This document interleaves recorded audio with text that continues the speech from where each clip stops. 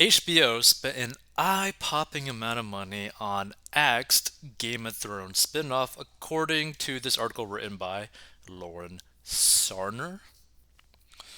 So it was canceled in a storm of fire and blood and apparently a lot of money. HBO's Axe Game of Thrones spin-off series, which was set to star Naomi Watts, which already sounds like a bad idea, spent a hefty $30 million making one episode, according to former Warner Media chairman Bob Greenblatt. Just keep this in mind, right? They spent $30 million on a single bloody episode when Mr. Beast, with his Squid Games YouTube video, right, that got over 100 million views in like 4 days, had a budget of about $2.5 million. Think about that for a second, right?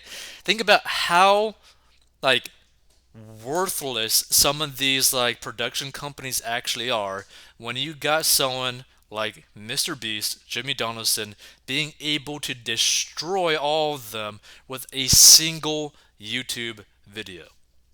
So they had spent over $30 million on a Game of Thrones prequel pilot that was in production when I got there.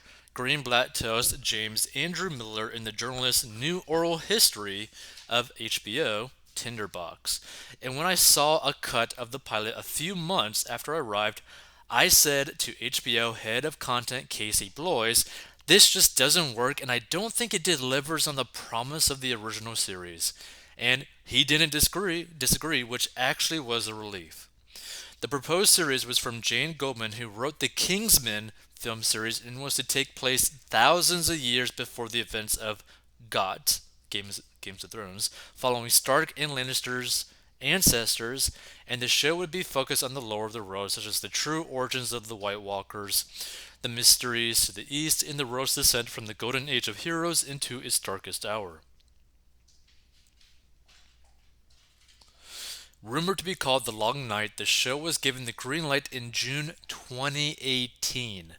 The series was scrapped in October 2019 after producing only the costly pilot.